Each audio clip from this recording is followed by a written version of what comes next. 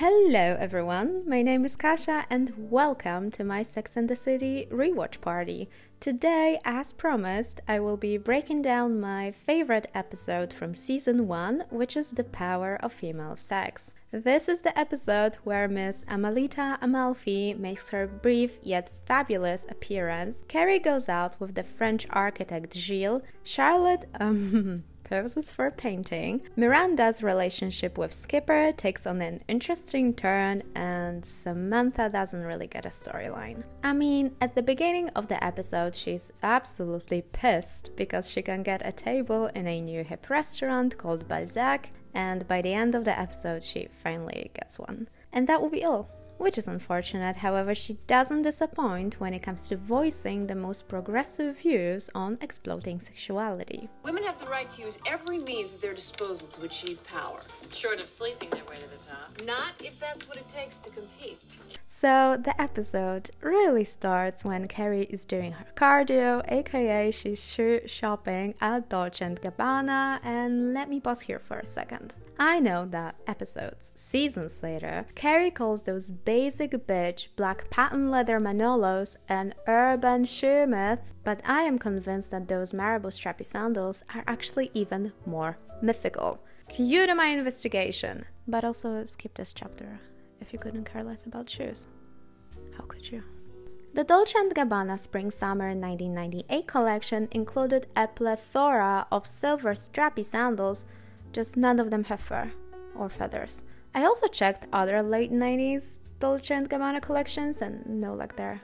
There is not a single campaign picture that would capture those fluffy shoes, and actually, I couldn't find any pictures of those shoes on the internet. It seems that no one ever resold those sandals on Poshmark or First Dibs, and don't get me wrong, many major fashion online magazines wrote about this Sex and the City scene, but all those reporters just keep repeating themselves, and they're like, yeah, the infamous Dolce and Gabbana shoes, do you remember the scene, da-da-da-da-da? But no one ever wrote from which collection those shoes were, which celebrity wore them back in the 90s, because I suppose that everyone is equally confused as I am. So here's my theory.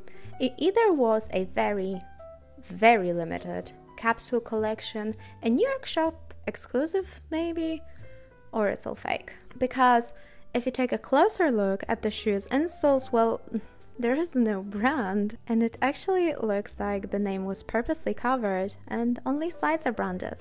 So what do you think? Dolce, Dolce, Dolce. Anyway, Carrie wants to buy the shoes, her payment gets rejected, SA destroys her credit card, and gosh, what a shame that Bills by Destiny's Child wasn't yet released when this episode premiered, as it would be a funny foreshadowing of what has to come next. But to Carrie's rescue appears her. Carrie's old friend, Miss Amalita Amalfi, played by effervescent Carol Davis. Aside from playing the most fabulous international party girl on Sex and the City, Carol is most known for her role in the 1987 film Mannequin, when she starred among Kim Cattrall. And can we appreciate for a second how angelic Kim looks in this movie? Ah, what a star. Don't you live in the city? I'm a citizen of the world. But yeah, from this scene onward, it's impossible not to love Amalita. She's the sole reason why I'm obsessed with this episode, even though it had some problematic moments. I do understand that in 1998 the term sex worker wasn't really present in people's vocabulary, but the word Miranda called Amalita was just awful and unkind. I also had to Google what Eurotrash means because as an Eastern European I never heard it, which is a good thing, I suppose. But you can't tell me you're not immediately fascinated by this ultra chic Italian woman with a heart of gold who's just living her best life unapologetically, traveling around the world and spending her rich boyfriend's money. She's so magnetic, joyful and full of life. And what a style icon too.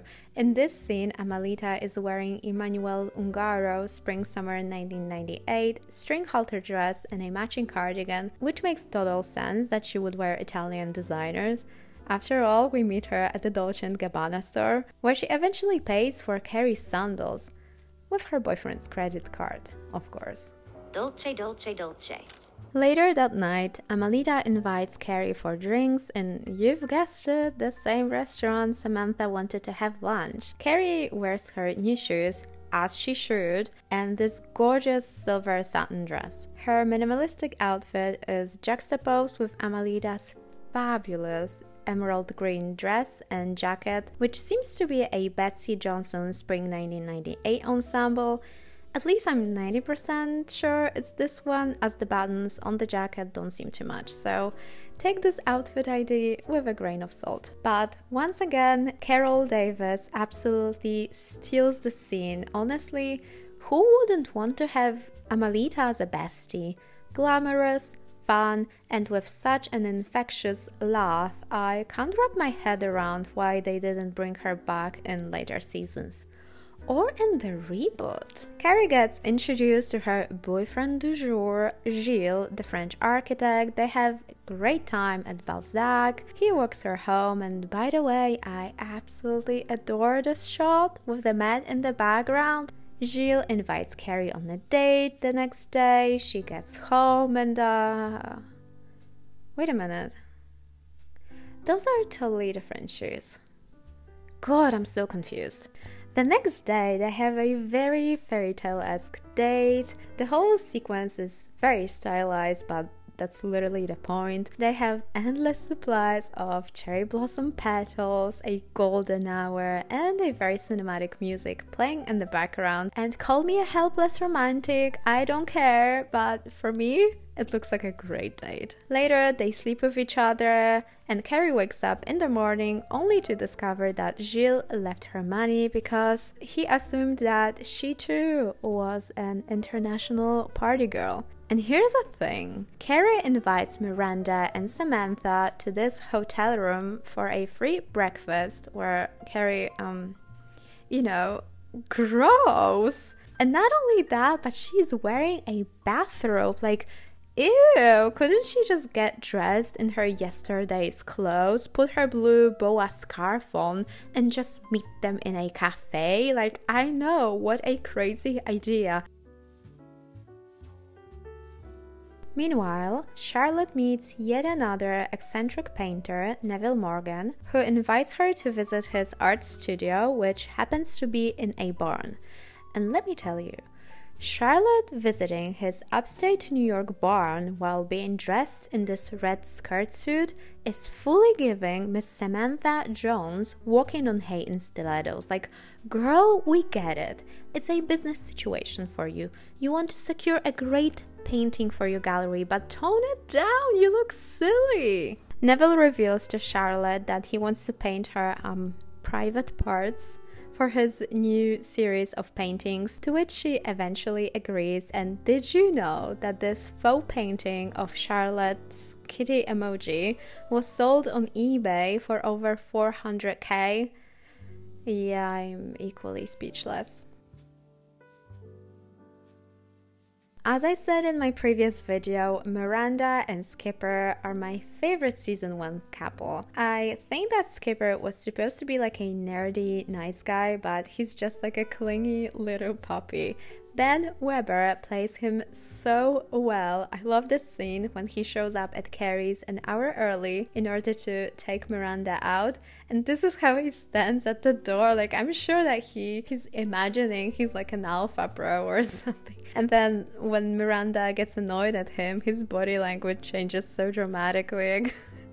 Those subtleties are the funniest. This episode also kept reminding me that Skipper was originally another of Carrie's friends, yet after his breakup with Miranda, we never hear about him, which I guess is a sign of Carrie being a good friend to Miranda, because she obviously picked her side.